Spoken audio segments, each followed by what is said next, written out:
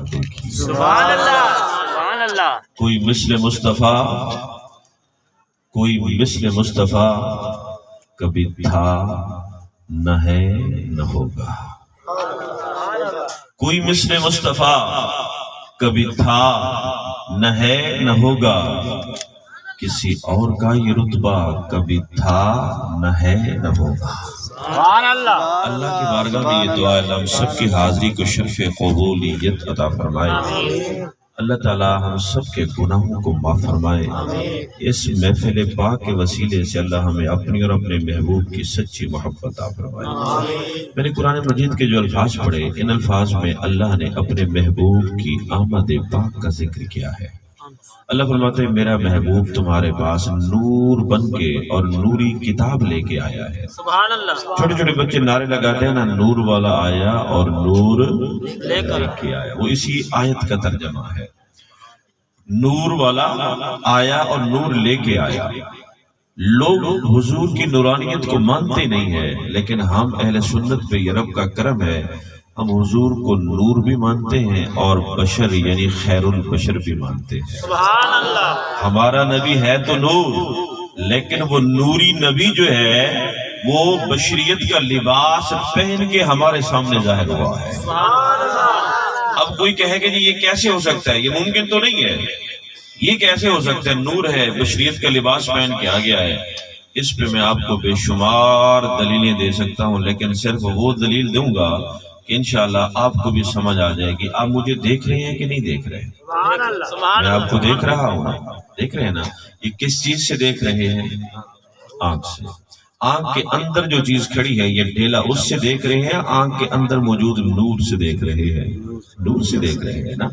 وہ بھائی اگر ایک مومن کی، ایک کافر کی، ایک انسان کی، ایک جانور کی آنکھ میں نور ہو سکتا ہے تو پھر نبی کی ذات میں نور کیوں نہیں ہو سکتا؟ سبحان اللہ سبحان اللہ۔ سمجھ آئی کہ نہیں آئی؟ اب دیکھو آج رات کون سی ہے؟ 15 کی رات ہے، 15 کی رات ہے۔ چاند شاید کے نکلا ہوا ہوگا، آپ چاند کو دیکھیں، اس کے اندر نور ہے کہ نہیں ہے؟ نا نور۔ لیکن یہ نوری چاند جو ہے، حضرت عباس میرے نبی کے چچا رضی اللہ تعالیٰ عنہ وہ کیا کہتے ہیں جب انہوں نے کلمہ پڑھا نا، مسلمان ہوئے، مکہ میں رہتے تھے، کلمہ نہیں پڑھا۔ مدینہ میں جب حضور ہجرت کر گئے تو پھر آ کے کلمہ پڑھا۔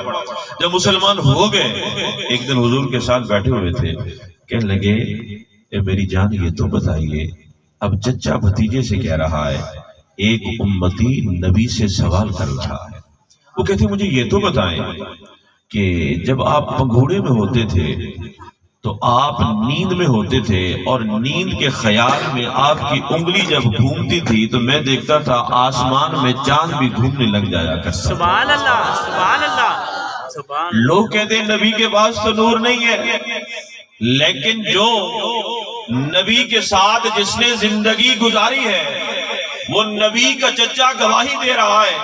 وہ عرض کرتے ہیں کہ یہ تو بتائیے جب آپ پگوڑے میں محو آرام ہوتے تھے، آپ پگوڑے میں آرام کر رہے ہوتے تھے اور آپ کا تو بچپن ہوتا تھا، ایمان سے بتائیں پگوڑے کے اندر 15 سال کا بچہ سوتا ہے یا 1.5-2 سال کا بچہ سوتا ہے؟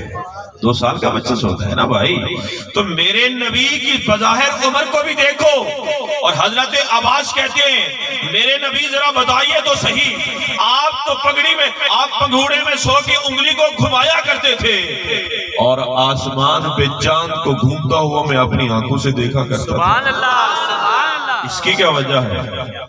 حضور نے پتہ کیا فرمایا؟ حضور نے یہ نہیں فرمایا کہ چچا اس راز کو رہنے دے، تجھے کیا معلوم، ویسے تیرا خیال ہے، تمہیں وہم پڑ گیا ہوگا، تمہیں چکر آ گئے ہوں گے، وہ گھوم رہا ہوگا۔ نہیں، حضور مسکرائے، حضور نے فرمایا چچا تجھے معلوم نہیں ہے جب کوئی بچہ رونے کے قریب ہوتا ہے نا تو ماں اسے پکوڑے میں ایک دے دیتی ہے، وہ کہتے ہیں نا کھلونا دے دیتی ہے جس کے ساتھ وہ کھیلتا ہے، دل بہلاتا ہے اور چپ کر جاتا ہے۔ اے میرے چچا جب میں پنگھوڑے میں ہو جا کرتا تھا، پنگھوڑے میں سوتا تھا تو میرا رب چاند کو میرے لیے کھلونا بنا دیا کرتا تھا، میں پگوڑے میں سوتے ہوئے انگلی کو گھمایا کرتا تھا اور یہ چاند آسمان میں گھومنے لگ جایا کرتا تھا۔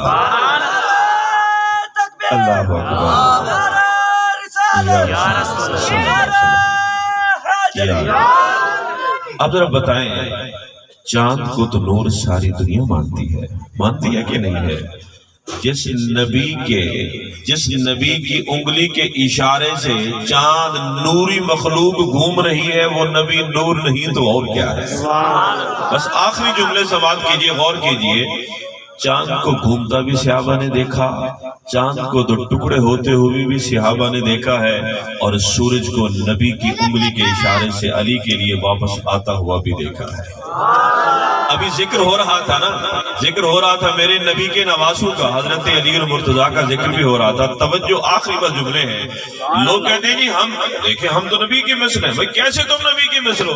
وہ جی نبی ہم جیسے تھے، معاذ اللہ وہ بھی چلتے تھے، وہ بھی کھاتے تھے، انہوں نے بھی شادی کی، سب کچھ کیا، ہم بھی وہی کام کرتے ہیں۔ لیکن وہ بے وقوف یہ بھول گیا ہے کہ نبی نے جس کام کو کیا ہے وہ ہمارے لیے حلال بن گیا ہے، اور جس کام کو نبی نے نہیں کیا وہ حرام بن گیا ہے۔ ایسا ہے کہ نہیں ہے؟ آپ کو کوئی کہنا کہ میں نبی کے مثل ہوں تو اس کو بولو کہ بھی یہ دیکھو ہم جو ہے نا ظہر کے وقت 4 رکعت پڑھتے ہیں، تم کہو کہ 2 رکعت پڑھو، کہو نا ذرا 2 رکعت پڑھو، پتہ چل جائے گا۔ ارے نبی کا بولنا تو رب کا بولنا ہوتا ہے، نبی کا کام کرنا تو رب کہتا ہے، بظاہر تو نبی کرتا ہے، حقیقت میں خدا کرتا ہوں۔ ارے تو کہتا ہے کہ میں نبی کی مثل ہوں، ذرا اتنا تو بتا دینا کہ کیا تو نبی کے یاروں کے برابر ہو سکتا ہے؟ وہ یار ابو بکر، اگر تو اپنے آپ کو نبی کی مثل کہتا ہے، کیا کوئی تیرا یار حضرت ابو بکر کی مثل بھی ہے کوئی؟ میں کہہ سکتا ہوں کہ میرے یار ابو بکر جیسا ہے؟ نہیں نا یار، غور تو کر۔